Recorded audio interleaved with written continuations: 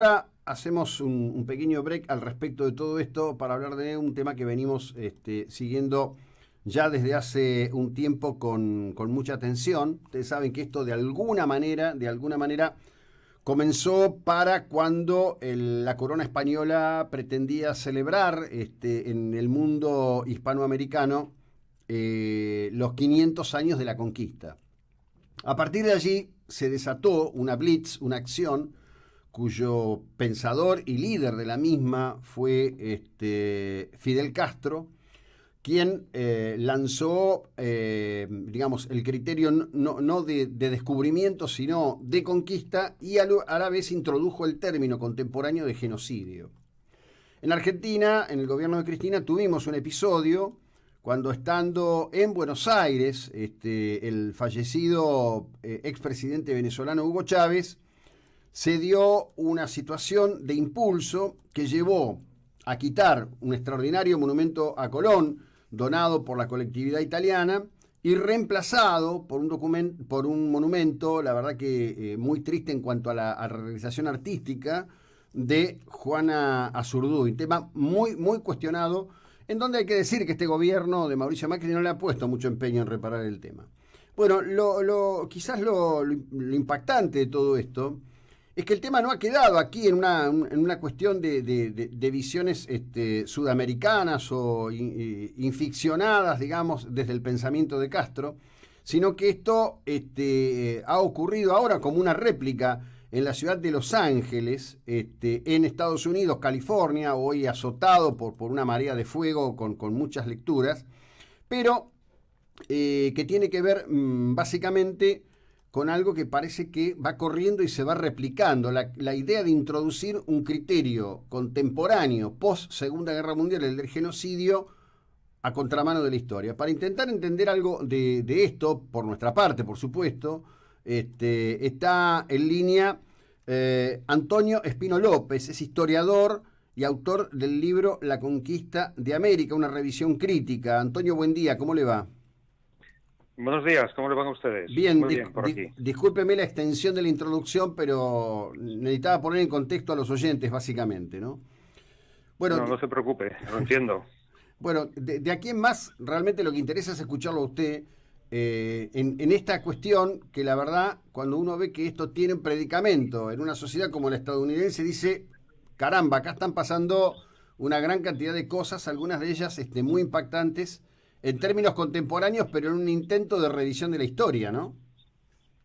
Sí, sí, justamente. Se trata de que en todas las generaciones, o los historiadores, las historiadoras de cada una de las generaciones, tienen derecho y tienen la obligación de reescribir la historia. Tienen el derecho a analizar los hechos acontecidos en el pasado desde las posiciones o de los puntos de vista más contemporáneos, más también, si se quiere, propios del presente, de su presente, del presentismo, que también se llama. A veces el presentismo se ha utilizado de una forma negativa, en el sentido de que nadie desde el siglo XXI tendría derecho o tendría la capacidad incluso de analizar con los ojos, ¿se entiende?, ¿no?, con la moral del siglo XXI lo acontecido en el siglo XVI. Pero entonces, claro, tampoco tendríamos derecho a analizar lo que hizo Julio César o Alejandro Magno, ¿no?, en un momento dado.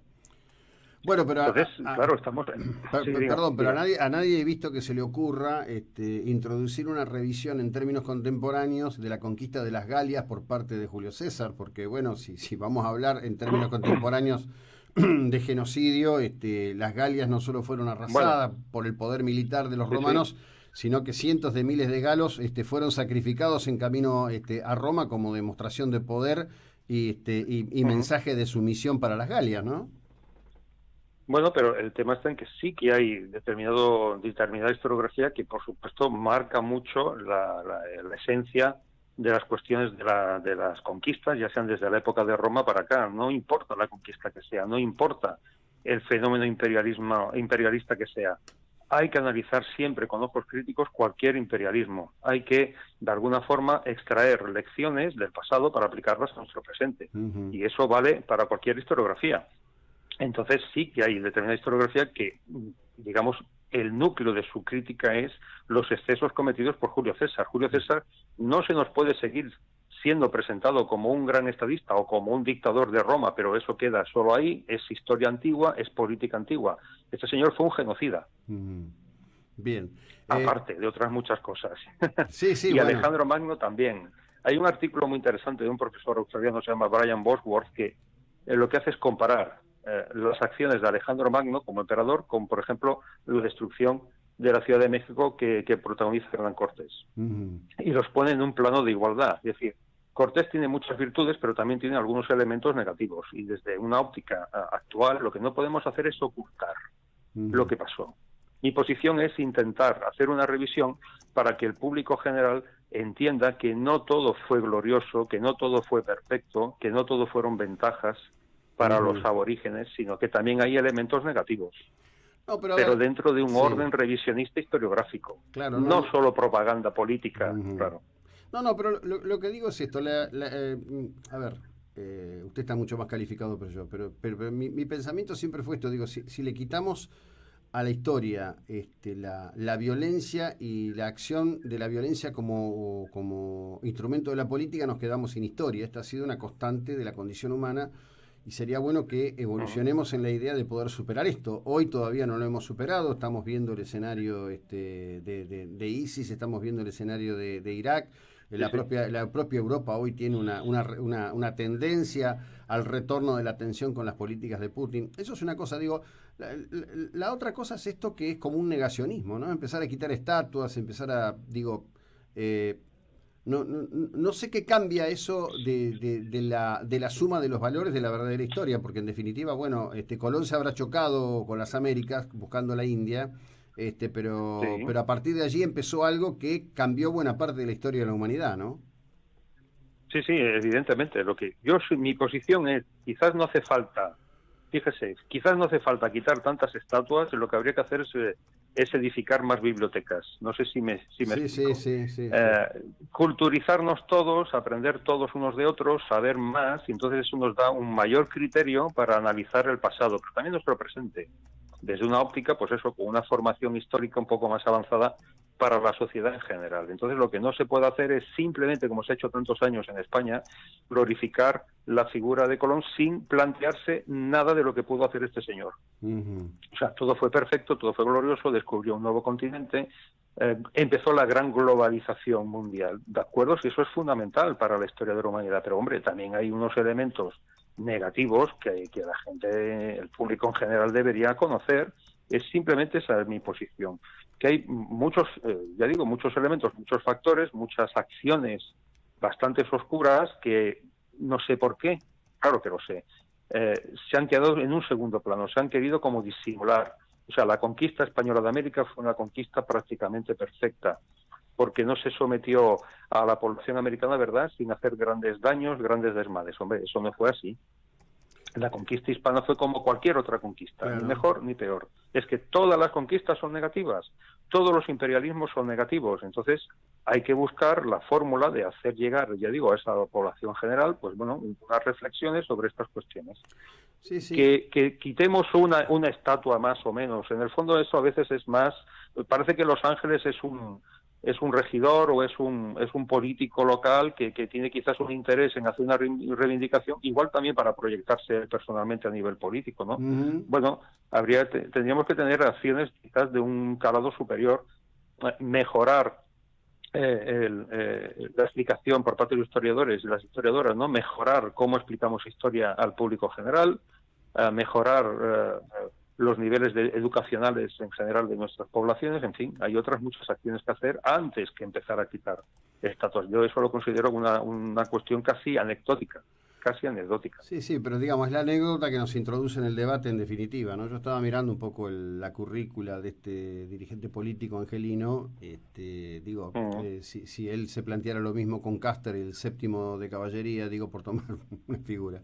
Si lo miráramos desde el ser humano utilizando la violencia como instrumento de la política y dominio y lo pusiéramos en un plano general, sí, lo que ocurre es que se usa esto para estigmatizaciones o toma de oportunidades, también con una visión política contemporánea que termina justificando otro tipo de violencias, ¿no? Sí, sí, a mí es lo que, de estas cosas, a mí lo que más me preocupa es que ahora en Estados Unidos el mundo, digamos, puramente anglosajón, WASP de Estados Unidos, ahora empiecen aquello a demonizar cualquier acción, etcétera, etcétera, estatua, etcétera, que tenga que ver con los elementos, digamos, latinos o con los elementos hispanos o hispano-portugueses en las diversas acciones de conquista que se produjeron en el continente, ¿no? Diciendo, bueno, es que fíjense ustedes, lo malos que fueron también estos. No, no, es que nosotros sabemos lo que hicimos. El problema es que ellos también han hecho muchas cosas y a veces yo lo que me encuentro, las reacciones que yo me encuentro es, hombre, ¿cómo usted, desde siendo español, puede criticar de una forma tan contundente, tan dura, a la conquista española cuando los norteamericanos arrasaron a sus indígenas? Yo digo, bueno, es que yo ya sé que los norteamericanos arrasaron a sus indígenas y los británicos hicieron muchos desmanes y los franceses hicieron muchísimos desmanes en todas partes y los belgas y los propios colonos británicos en Australia que prácticamente acabaron con sus aborígenes, ¿no? Eso ya lo sabemos. Yo lo que no me gusta es que haya una competencia en, no, ustedes se hicieron más en realidad que nosotros. No, todos, en general, todos los imperialismos europeos y posteriormente el imperialismo norteamericano, incluso el imperialismo japonés, que también existió ya en el siglo XX, todos esos imperialismos son criticables. Todos son criticables. Bueno, usted acaba no tenemos que sí. entrar en una competencia a ver de quién fue más malo que el siguiente, quién fue peor que otro. No, yo no busco eso. Yo lo que busco es intentar informar de la mejor forma posible, que ya digo, todos los imperialismos tuvieron sus partes negativas, sus elementos oscuros, y eso hay que resaltarlo. Lo que no se puede hacer es ocultar.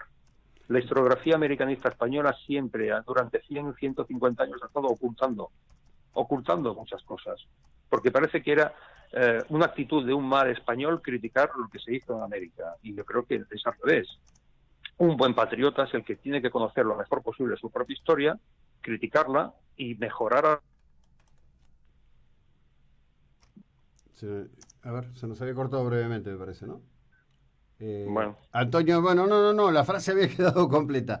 Bueno, desde ya muchísimas gracias por acompañarnos estos minutos aquí en esta estación de radio en Mar del Plata, Argentina, hablando de algo que, bueno, que hoy por lo visto es un debate global, la cuestión al respecto de la lectura presente de la historia. Que tenga usted una buena jornada, gracias por su tiempo. Gracias a ustedes. Bueno, a quien escucharon es al historiador revisionista español Antonio Espino López.